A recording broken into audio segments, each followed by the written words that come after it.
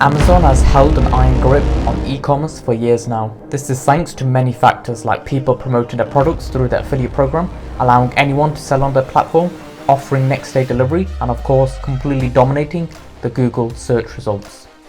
And it's time for that to change. It's about time smaller businesses get a piece of that revenue. And the screenshot you see here is of Amazon.com losing organic search traffic over the past 2 years. According to one of the most popular search engine optimization tools, Amazon went from nearly 2 billion clicks per month to 814 million. That's about a 50% decrease. Hey, my name's Sakes and I've spent well over 16,000 hours doing SEO.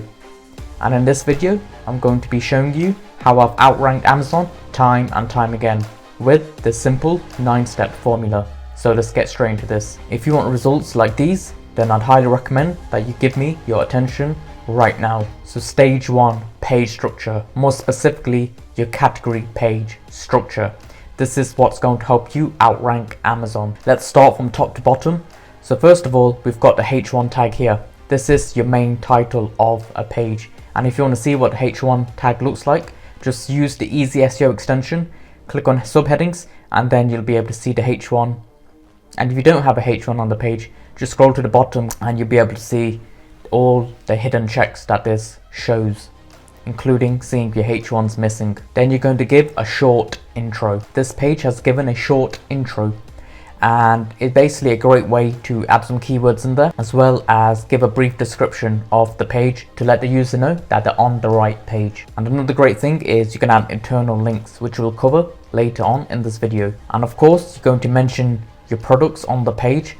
And essentially what you want to do is type a keyword you want to rank, see what pages are ranking for it and how many products are they mentioning. If it's 30 to 40 products, well, guess what? You're going to want around a similar number of products per page. You're going to want to make sure there's a filter. Let's say you sell clothes. Well, people are going to want to filter by colors, by size, by style, by brands. So make sure you've got the option. So do keyword research for individual products. So if you want your category page to rank for lots of different keywords, then make sure each product that you sell, you've done keyword research for. Make sure there's reviews of each product. And if we scroll to the bottom here, as you can see, there's information.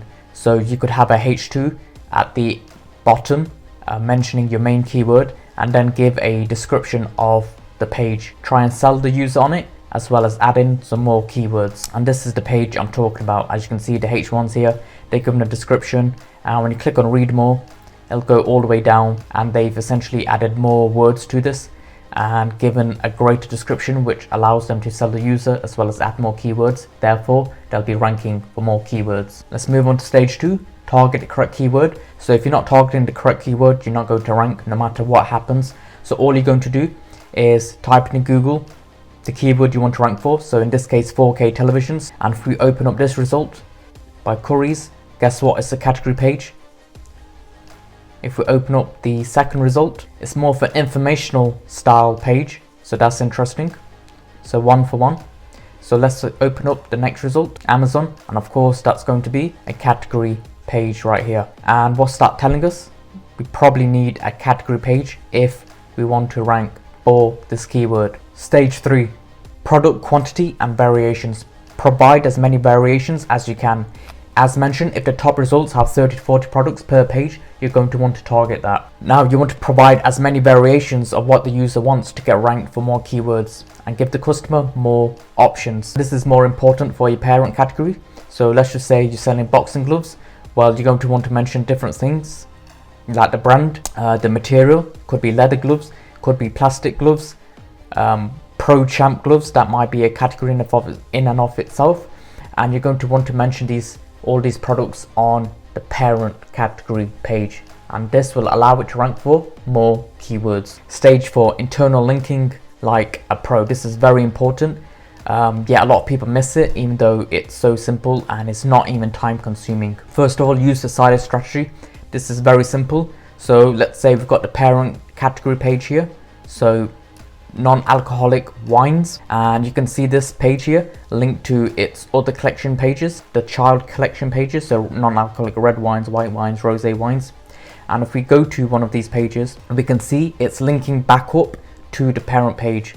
So let's try a different child page. So again, this is linking back up to its parent page. So all you're going to do is link from your subcategories all the way up to the parent category, and that's a silo in a nutshell.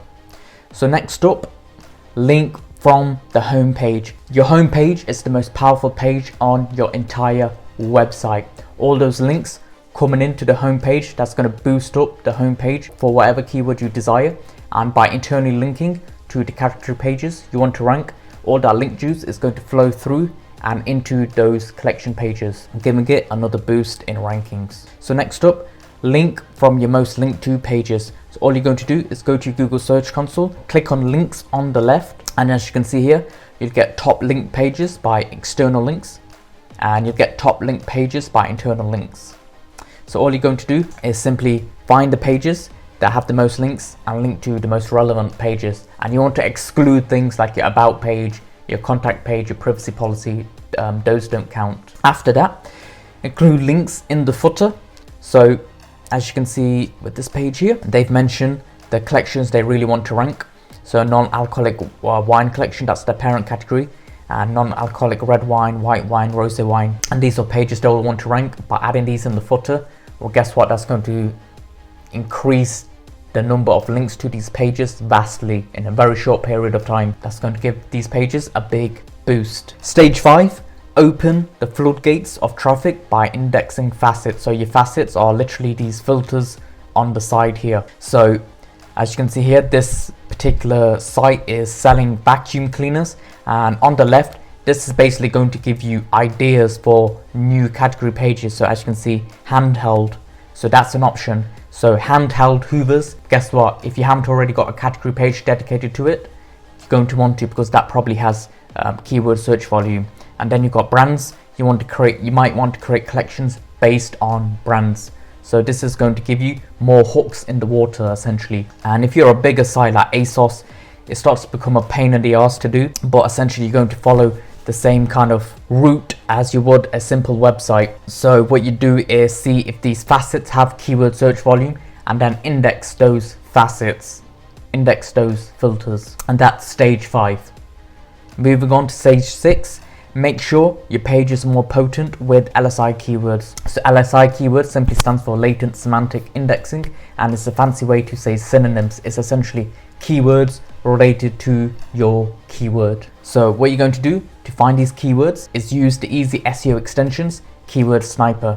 So let's just say you're selling dog food, you want to click start, and all the data that this tool gets comes directly from Google. So you know it's highly relevant. As you can see here, we've got keywords. So food for sensitive stomach, so that might be a category in and of itself. Comparison, brands to avoid. Puppy food, so you may want to add the keyword puppy in there. So essentially you're just going to take all the relevant keywords and add it to your page. So dry dog food, so that might be another category page. That might be something you want to mention in your parent category. 20 kg, so you might want to mention the sizing. So you'll get lots of different ideas by using this tool. After that, you want to use a thesaurus. So sticking with the dog food here, so I just typed in dog, and it gave us the strongest matches like pup, puppy, strong matches like bitch, cur, doggy, hound, mongrel, much, pooch. And then I typed in food into the thesaurus. So it's bread, cooking, cuisine, drink, fare, bite, board. So all you're going to do is take all the relevant ones. Of course, you don't want the irrelevant ones. Take all the relevant ones and add those keywords, add those words to your page. Stage 7, image SEO. This is very important, because whenever you type in a keyword, well, guess what? Images are going to show up. So let's just say Dragon Ball figure. Lots and lots of different images. So if you sell these, guess what? You're going to want to optimize your images. And you can do that with 3 simple steps. So first of all, name the image file. You want to actually describe the image instead of keyword stuffing. So as you can see here, what would we name this? We would name this something like Broly Super Saiyan figure, green lighting, small, something like that. You want to give it a genuine description. Don't try and keyword stuff, or that's just going to come back and bite you in the arse. Name the alt text. So the alt text is there to describe the image for visually impaired people, and if the image doesn't load, the alt text will appear instead. So it does have actual real world uses beyond adding keywords to it. So all you can do is simply copy your image file name into the alt text, keep it efficient. Next up, you can use you can distribute images on image sharing sites. So what I like to do is just use freelancers. So if you take a look at this is an image sharing gig and it costs like $6 to do. You can give them the URLs of your images and they'll basically distribute that image to things like Pinterest, Mediafile, Imgur, DeviantArt is another big one, TinyPix, and essentially it's a way to get more links to the page that has the image on, and that's essentially going to give it another boost. The blogging strategy. So first of all, you need to understand the buyer's journey. So there's the awareness stage, there's the consideration stage, there's the decision stage. So the awareness stage is where the person becomes aware of the pain or problem. So let's just say someone's teeth is really hurting, they wake up with their teeth hurting and they type into Google, why are my teeth hurting in the morning? And they find out it's because they keep grinding their teeth. Next up, they would type in something like how to stop grinding my teeth in my sleep. And that's more of the consideration, that's middle of the funnel. And they become aware of they need to wear a mouth guard when they sleep. And then they might type into Google, sleeping mouse guard. Well, now we're at the bottom of the funnel where the user is ready to buy. So you want to target these types of keywords in your blog, and you want to target the middle of the funnel, the consideration stage. And one simple keyword template you can use is best X for Y keywords. So if you sell graphics cards, best graphics card for Fortnite. Those are people looking to buy a graphics card for Fortnite. Another reason that you're going to want to blog is to build your topical authority. And blogging is great because this isn't something that Amazon do. They don't really blog. And when competing with Amazon, it's difficult because they have a lot of pages dedicated to what you want to sell. So if you're selling sleeping mouth guards, I bet if they've got a shit ton of sleeping mouth guards. Well, guess what?